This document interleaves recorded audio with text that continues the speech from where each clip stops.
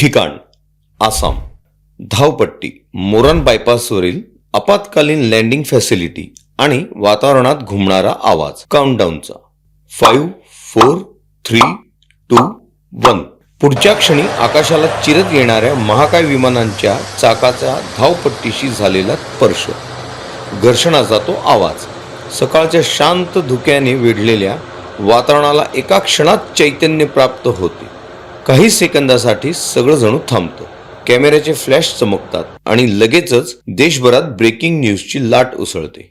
पंतप्रधान नरेंद्र मोदी यांच्या विशेष विमानाची मोरान बायपासवरील इमर्जन्सी लँडिंग फॅसिलिटीवर यशस्वी आणि ऐतिहासिक लँडिंग. हे केवळ विमान उतरल्याचं दृश्य नव्हतं. हा होता एक स्पष्ट संदेश भारताच्या पायाभूत सुविधांच्या नव्या पर्वाचा, सीमावर्ती सज्जतेच्या ठाम धोरणाचा आणि पूर्वोत्तर भारताच्या वाढत्या सामरिक महत्त्वाचा. जेव्हा C-130J सुपर हर्क्युलस सारखं प्रचंड लष्करी सामर्थ्य असलेलं विमान राष्ट्रीय महामार्गावरील धावपट्टीवर अचूकतेने उतरतं, तेव्हा तो फक्त प्रवास नसतो, ती केवळ पंतप्रधानांची एंट्री नसते, तर तो असतो एक प्रतिकात्मक क्षण.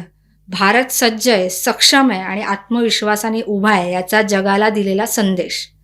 गेल्या आठवड्यात घडलेली ही घटना वरकरणी साधी वाटू शकते, पण त्या काही सेकंदात अनेक स्तरांवर संदेश पोहोचवले गेले. ईशान्येकडील राज्यांमध्ये वाढती पायाभूत गुंतवणूक, सीमा भागातील धोरणात्मक सज्जता, जलद प्रतिसाद देण्याची क्षमता आणि आपत्कालीन परिस्थितीत राष्ट्रीय महामार्गांचाही वापर करण्याची दूरदृष्टी, या सगळ्यांचा संगम त्या एका टचडाऊनमध्ये दिसून आला. ईशान्येकडील भारताची राज्ये केवळ भौगोलिकदृष्ट्या महत्त्वाची नाहीत, तर सामरिक आणि आर्थिकदृष्ट्याही देशाच्या भवितव्यासाठी अत्यंत निर्णायक आहेत. मोरान बायपासवरील आपत्कालीन लँडिंग फॅसिलिटी ही त्याच दूरदृष्टीची साक्ष आहे. संकटाच्या काळात लष्करी विमानं थेट महामार्गावर उतरू शकतात, म्हणजेच प्रतिसादाचा वेग आणि कार्यक्षमता अनेक पटींनी वाढते.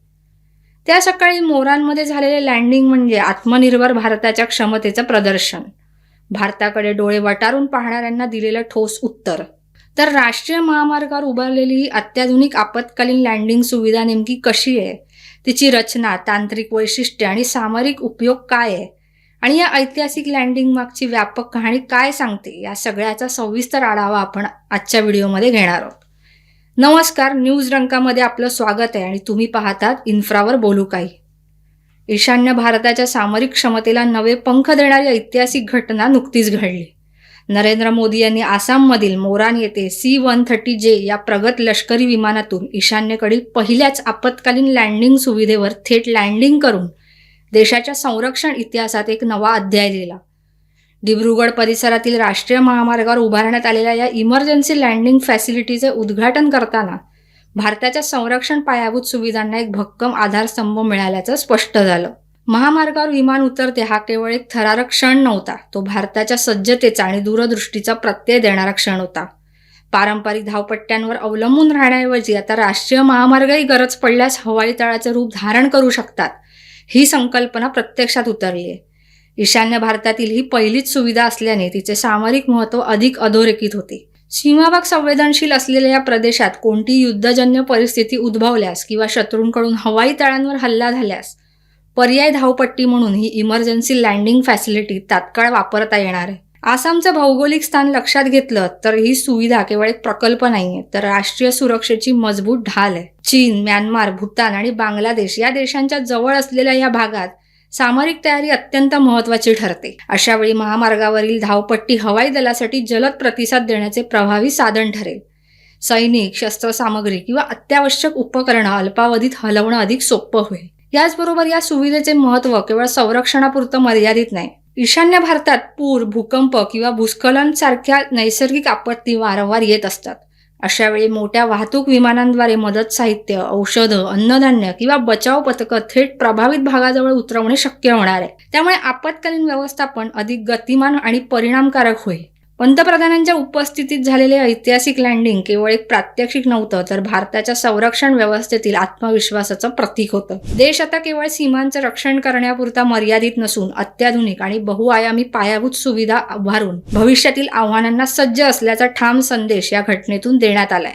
ईशान्य भारताच्या बळकटीकरणाच्या दिशेने उचललेलं हे पाऊल दूरगामी, निर्णायक आणि अभिमानास्पद ठरणार आहे. डिब्रुगड जवळील मोरान बायपास परिसरात राष्ट्रीय महामार्ग 37 वर उभारण्यात आलेली 4.2 किलोमीटर लांबीची आपत्कालीन लँडिंग सुविधा ही भारताच्या सामरिक ताकदीचं नवी प्रतीक ठरली आहे. मजबूत कॉन्क्रीटने विशेष तंत्रज्ञान वापरून तयार करण्यात आलेला हा पट्टा केवळ महामार्ग नसून आपत्कालीन प्रसंगी विमानतळाची भूमिका पार पडणारा अत्याधुनिक धावपट्टी समान मार्ग आहे. ही सुविधा भारतीय वायुसेनेच्या समन्वयाने डिझाईन करून बांधण्यात आली. नैसर्गिक आपत्ती, युद्धजन्य परिस्थिती किंवा अन्य तातडीच्या प्रसंगी लष्करी तसेच नागरी विमानांचे सुरक्षित उड्डाण आणि लँडिंग येथे करता येणार आहे. सामान्यतः जड वाहनांसाठी वापरला जाणारा हा 4 लेन महामार्ग विशेष मजबूतीकरण, अतिरिक्त कॉन्क्रीट थर आणि आवश्यक सुरक्षा मानकांनुसार सुधारित करण्यात आलाय, ज्यामुळे लढाऊ विमानं, वाहतूक विमानं आणि हेलिकॉप्टर सुद्धा सहजपणे येथे उतरू शकतील. हा महत्वाकांक्षी प्रकल्प 2021 मध्ये संकल्पित करण्यात आला होता आणि केवळ 4 वर्षात 2025 मध्ये सुमारे 99.86 कोटी रुपये खर्चून पूर्णत्वास नेण्यात आला. अत्याधुनिक अभियांत्रिकी, काटेकोर नियोजन आणि लष्करी मानकांची पूर्तता यामुळे हा प्रकल्प देशातील पायाभूत सुविधांच्या दृष्टीने एक महत्त्वाचा टप्पा मानला जातोय. अप्पर आसाममधील संवेदनशील सीमावर्ती भागांच्या जवळ उभारलेली ही सुविधा सामरिकदृष्ट्या अत्यंत महत्त्वाची आहे. ईशान्य भारताच्या नकाशावर आसाम राज्याला एक विशेष स्थान आहे. डोंगररांगा, विस्तीर्ण ब्रह्मपुत्रा खोरं, सीमावर्ती संवेदनशील पट्टा आणि वेगाने बदलणारी भूराजकीय परिस्थिती या सर्वांच्या संगमातून आसामचं महत्त्व अधिक अधोरेखित होतं. युद्धजन्य परिस्थितीत शत्रूची पहिली नजर ही हवाई तळांवरच असते. डिब्रुगड विमानतळ किंवा चबुआ एअरफोर्स स्टेशन आपत्कालीन कारणांमुळे उपलब्ध नसल्यास हा पट्टा पर्यायी आणि सुरक्षित लँडिंग पर्याय म्हणून कार्य करेल. ही संकल्पना डिस्पर्सल स्ट्रॅटेजीचा भाग आहे, म्हणजेच हवाई साधनसामग्री एका ठिकाणी केंद्रित न ठेवता विविध ठिकाणी विखुरलेली ठेवणं. यामुळे शत्रूला लक्ष्य निश्चित करणं कठीण जातं आणि संरक्षण यंत्रणेची टिकाऊ क्षमता वाढते. विखुरलेली हवाई क्षमता म्हणजे अधिक सुरक्षित, अधिक अनपेक्षित आणि अधिक प्रभावी प्रतिसाद. सिलिगुडी कॉरिडॉर हा अरुंद भूभाग भारताला ईशान्य राज्यांशी जोडतो. युद्धकाळात या मार्गावर धोका निर्माण झाल्यास हवाई संपर्क अत्यावश्यक ठरतो. अशावेळी आपत्कालीन लँडिंग सुविधा लॉजिस्टिक आणि लष्करी हालचालींसाठी महत्त्वाची भूमिका बजावू शकते. याशिवाय लाईन ऑफ ॲक्च्युअल कंट्रोल जवळील भागात अशा सुविधा उभारण्यामुळे सीमा भागात भारताची तयारी आणि तातडीने प्रतिसाद देण्याची क्षमता अधोरेखित होते.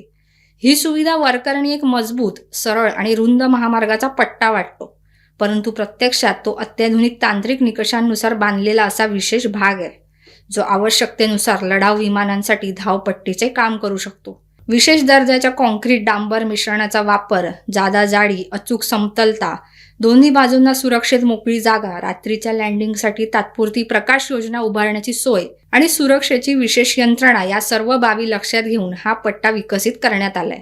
आपत्कालीन लँडिंग सुविधेची रचना कशी असते तर आपत्कालीन लँडिंग सुविधा तयार करताना सर्वप्रथम संबंधित महामार्गाचा काही किलोमीटरचा सरळ आणि पूर्णपणे सपाट भाग निवडला जातो. विमान सुरक्षितरित्या उतरावे यासाठी या भागाची भौमितिक रचना अचूक असणे आवश्यक असतं.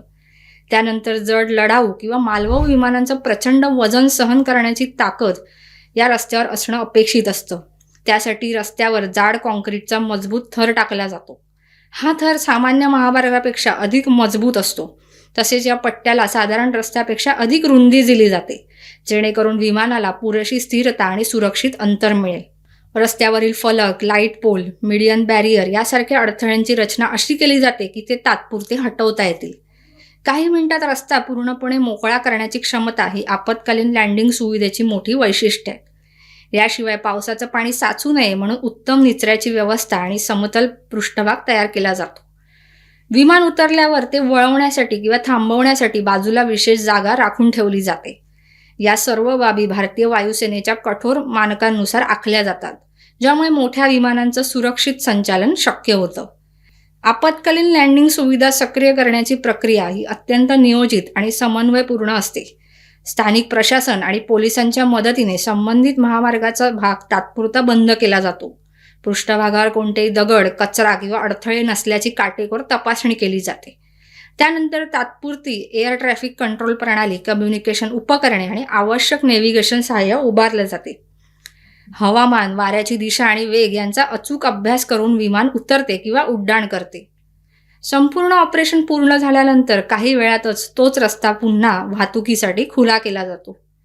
आजच्या काळातील युद्ध केवळ रणांगणावर लढले जात नाही, ते तंत्रज्ञान, गुप्तचर माहिती, सायबर हल्ले आणि हवाई वर्चस्व यावरही अवलंबून असतं.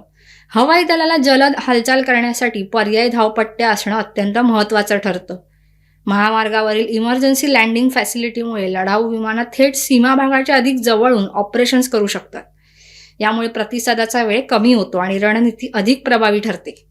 तसेच सैनिक, दारुगोळा, वैद्यकीय पथके आणि अत्यावश्यक उपकरणे सीमा भागात त्वरेनं पोहोचवणं शक्य होतं. ईशान्य भारतात दरवर्षी पूरस्थिती आणि भूकंपासारख्या नैसर्गिक आपत्ती घडत असतात.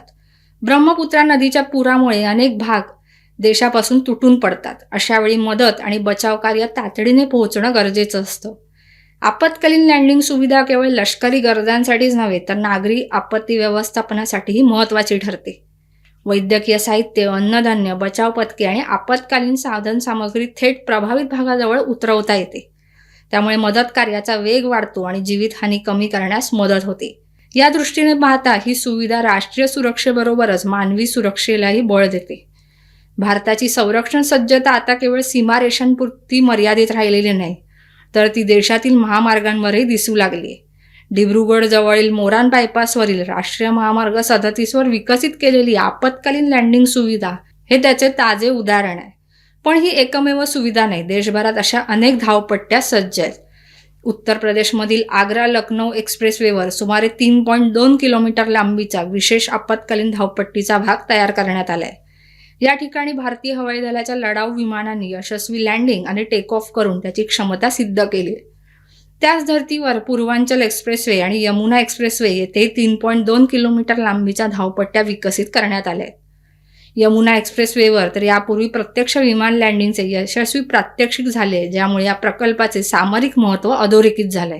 राजस्थानमध्ये नॅशनल हायवे 925A वरील जालोर एअरस्ट्रीप हा 3.5 किलोमीटर लांबीचा भाग देशातील पहिला अधिकृत हायवे लँडिंग सुविधा म्हणून ओळखला जातो. युद्ध काळात किंवा आपत्कालीन परिस्थितीत या सुविधा हवाई दलासाठी पर्यायी धावपट्टी म्हणून महत्त्वपूर्ण ठरतात. भारतीय हवाई दलाने देशभरातील 28 महामार्गांवर अशा आपत्कालीन लँडिंग सुविधांची ठिकाणं चिन्हांकित केली आहेत. रस्ते वाहतूक आणि महामार्ग मंत्रालयाच्या माहितीनुसार आसाममध्ये 5, पश्चिम बंगालमध्ये 4, आंध्र प्रदेश, गुजरात आणि राजस्थानमध्ये प्रत्येकी 3, बिहार, हरियाणा, जम्मू काश्मीर आणि तामिळनाडूमध्ये प्रत्येकी 2, तर पंजाब आणि उत्तर प्रदेशमध्ये प्रत्येकी 1 सुविधा विकसित करण्यात येते. यातून स्पष्ट होतं की भारताची संरक्षण रणनीती आता रनवे ऑन रोड या संकल्पनेवर आधारित अधिक गतिमान आणि आधुनिक होते. भविष्यात आणखी काही महामार्गांना आपत्कालीन लँडिंगसाठी रूपांतरित करण्याची तयारी सुरू असून त्यामुळे देशाची सामरिक ताकद आणि तत्काळ प्रतिसाद क्षमता अधिक भक्कम होणार आहे. एकूणच आसामच्या मोरान बायपासवरील ही आपत्कालीन लँडिंग सुविधा केवळ कॉन्क्रीटचा सरळ पट्टा नाही, तर ती भारताच्या दूरदृष्टीची, आत्मविश्वासाची आणि सज्जतेची घोषणा आहे. सिलिगुडी कॉरिडॉर सारख्या संवेदनशील भूभागाच्या जवळ उभारलेली ही धावपट्टी आणि लाईन ऑफ ॲक्च्युअल कंट्रोलच्या पार्श्वभूमीवर दिलेला हा स्पष्ट संदेश आहे. तो संदेश असा की भारत केवळ सीमा जपत नाही, तर सुरक्षेसाठी प्रत्येक पर्याय सज्ज ठेवतो. यातून संदेश मिळतो की देशाची संरक्षण यंत्रणा बहुआयामी, लवचिक आहे आणि कोणत्याही आव्हानाला तात्काळ प्रतिसाद देण्यास सक्षम आहे. रस्ते आणि रणनीती, विकास आणि सुरक्षा, वेग आणि विश्वास या सगळ्यांचा संगम म्हणजे ही आपत्कालीन लँडिंग सुविधा. संकटाच्या क्षणी काही मिनिटात धावपट्टीत रूपांतर होणारा महामार्ग म्हणजे आधुनिक भारताची ओळख. हा व्हिडिओ आवडला असल्यास लाईक करा, शेअर करा आणि चॅनलला नक्की सबस्क्राईब करा. धन्यवाद.